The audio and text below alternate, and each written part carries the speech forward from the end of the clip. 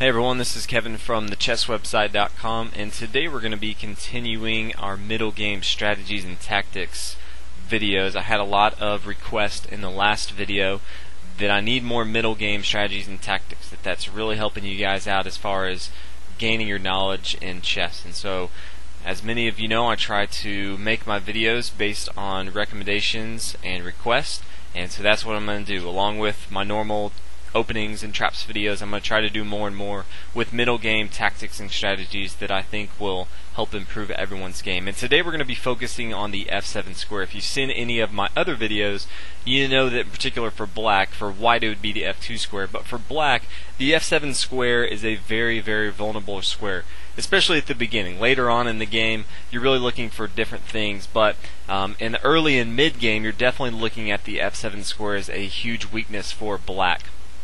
But I really want to, in this video, talk about when you should be attacking and when you shouldn't be, because a lot of people hear the F7 square is a weakness, so every game I play I just want to go at it. And you really need to understand that when you play chess, especially going into the middle game, a lot of what you're looking for in the middle game is determined by the opening that you play. So you may have an opening repertoire that you play that really does not suit you best to attack the F7 square, or your opponent may be playing a defense that's really not going to attack the F7 square and have good results. It's going to be blocking that F7 square. So that's what we are going to be looking at today.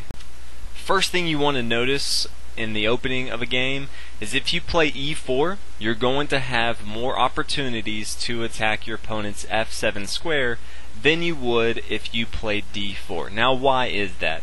And that's simply because when you play E4, your opponent, more times than not, now there are many different variations of chess, but a lot of times he's going to play a move similar to E5, or he wants to play E5 later on. Now from here it doesn't matter. Some players like to play knight to f3. Some players immediately like to play bishop to c4. That's not really what I want to focus on. What I do want to focus on is it doesn't matter where we come out. As you can see, this e pawn for black is not protecting this f7 square. And from here, you're normally not going to see pawn to d5. You just don't see that very often. You may see pawn to d6 though if you're playing the Philidor defense. Then as you can see here, both of these pawns, d6 and e5, neither of these pawns are defending this pawn on f7. So now if we were to bring our bishop to c4, you can see right away that this light squared bishop attacking this f7 square, we're going to have a very good attack on this however we want to proceed.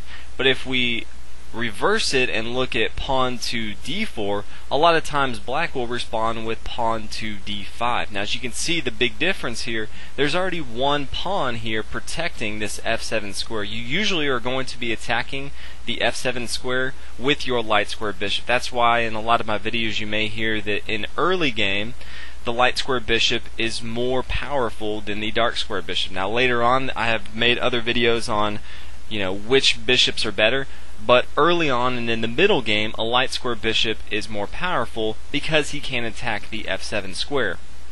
But also keep in mind, a lot of times I open up with e4.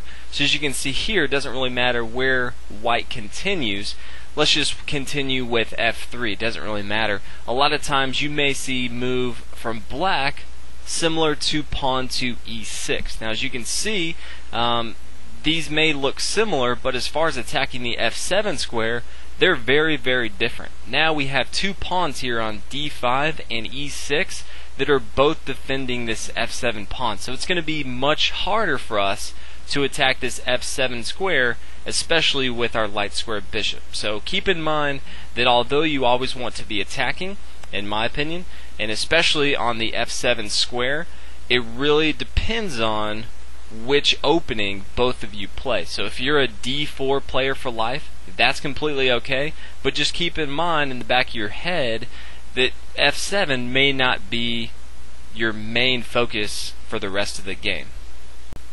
Let's take a look at this example from white, and as you can see here, both sides have really just started to bring out some pawns into the game, and white has brought his bishop to c4, very common move for white. At the same time, you can see this light square bishop is attacking the f7 pawn.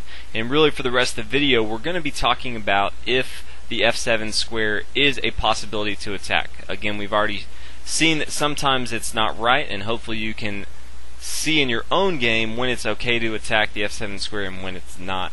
But from here, white really wants to continue his development. He really has one move that's out, and that's his bishop on c4. So he may bring his knight to f3. Very common move, development move at the same time. Bringing his knight to a central square where it can attack and defend the center. But from here, it's very important to notice that we're still attacking this f7 square, and if black's not careful, then we're going to run over him in the game. And so these are the things that you always want to look at, because a lot of times from here, a black player will say, you know what, he brought his knight to f3, and what happens anytime you bring your knight to f3? Well, I'm going to bring my bishop to g4, because we want to pin this knight down to this queen here. We can't move this knight anywhere, or else we'll take the queen. But what black does not see here is that his f7 square is very weak, and we can bring our queen to b3, and we're now attacking this undefended b7 square, and at the same time we're doubly attacking this square here on f7. So we're going to win a pawn here, and depending on how black tries to continue, we may go up a lot more in material. So as you can see here, since we noticed that we were attacking this f7 square, we were already looking for black to make a mistake, and once he did, then we pounced on it. Take a look at this position from white. It's very, very important to notice that even though we're farther along in the middle game, and even though we haven't attacked this f7 square, and even though black has already castled, we still have our light square bishop on this a2 square, and it's still attacking this f7 square, and it's also pinning down this pawn to this king here. This is still a very, very strong attack, and it's always good to have if you see black has his pawns on d6 and e5. It's always important if you can have a light square bishop along this light diagonal to always be putting pressure on this f7 square, because you never know down the road if you can attack this square and he can't move, and you can just pin this down to the king, and then you'll really have a strong attack. From here, white has a lot of different options. One of the options that he has is he can bring his pawn to f4 and really start to attack. As you can see, black is kind of in a passive state. He has his pawns kind of in a nice little formation here. His bishops aren't very active, and his pieces on the back row, much like ours, aren't doing much. But we can open up the game here with pawn to f4, and if he captures, then as you can see here, we can bring our rook into the action at rook to f4, and now we have two attackers against this f7 square. At the same time, if we wanted to, we could next bring our queen to the h5 square, putting another attacker on that f7.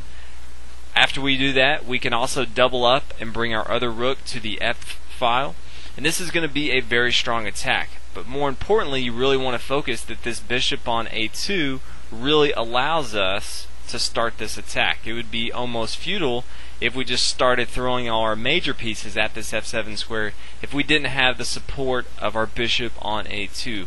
So keep this in mind, even at the very beginning of the game.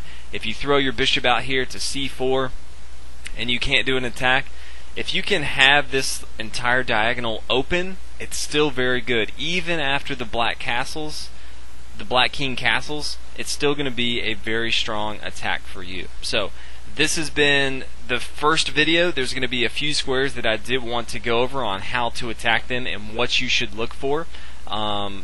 Very easy to know when you should be attacking the f7 square and when you shouldn't be. So when you should be just looking out for things, be looking out for when you should be attacking, what pieces you should be throwing at them, and just always keep this in the back of your mind. So hope you guys enjoyed this video, a little middle game tactic for all of you trying to improve your middle game, and just think of a few more things to look at while you're playing chess. The more things that you can see in chess, the better you will become as a chess player. So if you haven't already subscribed, please subscribe. I'm going to have a lot more of these videos coming out.